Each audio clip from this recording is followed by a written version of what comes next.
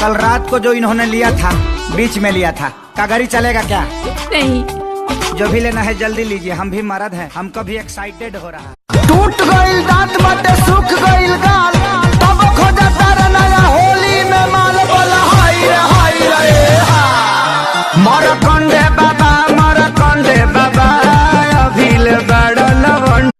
चल घरे चल ना, हमें मैं अपन जान दे डूब हमें ठेहुन भर पनिया में जान देबे, जान देबे हमें ठेहुन भर में। चल अरे चल। भविष्य का सपना देख रहे थे तुम्हारे साथ और तुम ना। सॉरी। क्या सॉरी? क्या सॉरी?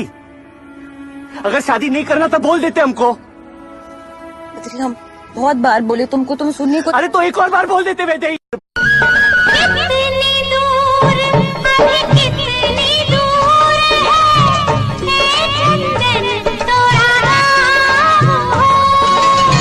कितना अपना लग। डॉक्टरनी साहिबा बोल रहे हैं का? हाँ का? डॉक्टरनी साहिबा बोल रहे हैं ना कि पुर्जिया के पीछे दवाइयाँ लिख के दिए थे ना, पूरा शहर में खोज लिए लेकिन कहीं नहीं मिल रहा है। अरे वो तो मेरा कलमिया नहीं चल रहा है, तो चीज के देखे थे का? बना डाला हला उठाओ। अरे तनी और चापा कम बाय में। हाँ बस बस बस बस ठीक है। हाँ लड़े बा। चीयर्स।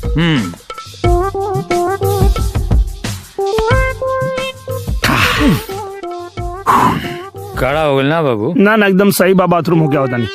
और ये को बनाई ना जोर से। मैं मरता था जिन होठों पर, वो बिकने लगे हैं नोटों पर। मैं मरता था जिन होठों पर, वो बिकने लगे हैं नोटों पर।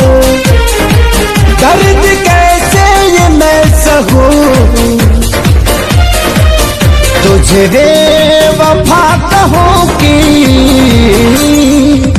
कुछ यार कहूं, कुछ यार कहूं। तुझे बेवफा कहूं कि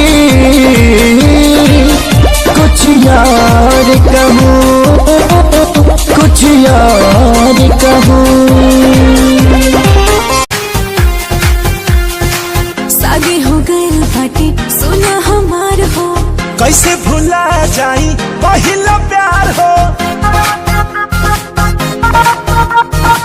शादी हो गई बाटी सोना हमार हो, कैसे भुला जाई पहिला प्यार हो। तू चाहता न खुल के हो कहो।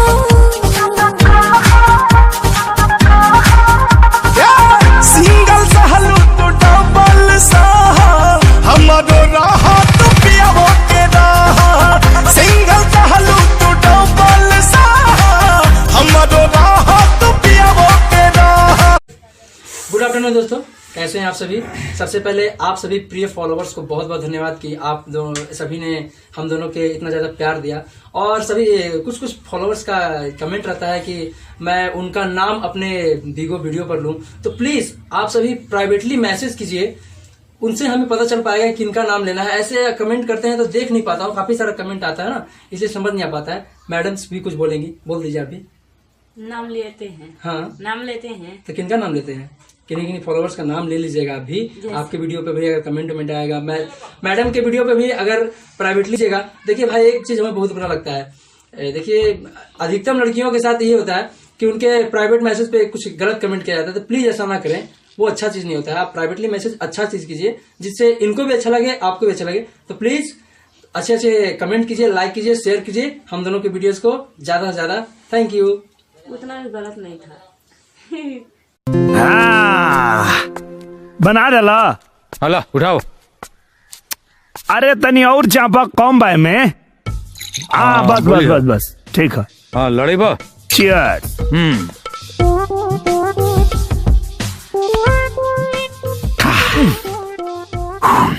कड़ा हो गया ना बाबू? ना ना एकदम सही बा, बाथरूम हो गया होता नहीं। और ये को बनाई ना जोर से।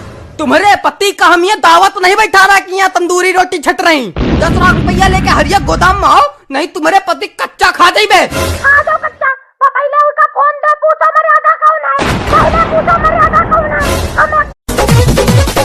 घुघुटा सीता के लूता लगे झाकतिया चंदनिया हो लाखों करोड़ों में बाड़ू रनिया नंबर वन दुल्हनिया नहले नहीं करे बड़ा मगत रे जो न हो हम ना है तू दिन भर से परेशान करके रखले बड़ा कि हमरे कहता रहे कि ना आवा जो ना हम ना है गाड़ी ठंडा बाटे